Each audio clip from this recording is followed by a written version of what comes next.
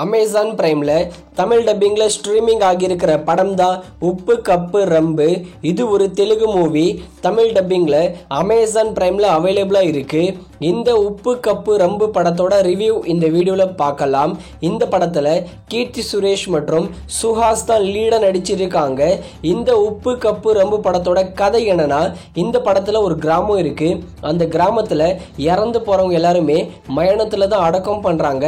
அந்த மயானத்தோட தலைவரா இருக்கிற நம்ம கீர்த்தி சுரேஷோட அப்பா ஒரு நாள் திடீர்னு இறந்து போறாரு.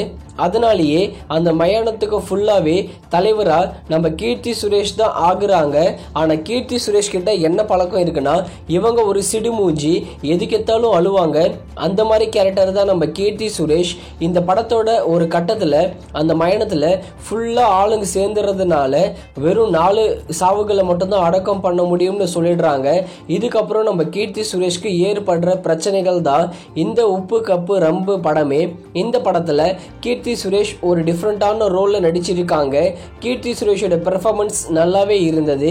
அதே மாதிரி சாங்ஸ் அந்த அளவுக்கு இம்பாக்ட் கிரியேட் பண்ணல.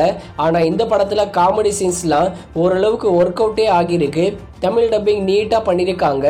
ஓவரால் ஒரு டீசெண்டான படம் தான் இந்த உப்பு கப்பு ரம்பு படமே. இந்த படத்துக்கு நாங்க தர ரேட்டிங் 5க்கு 2.5 கொடுக்கலாம். அதுக்கு ஏத்த படம் தான் உப்பு கப்பு ரம்பு. அமேசான் பிரைம்ல தமிழ் டப்பிங்லேயே அவைலபிளா இருக்கு.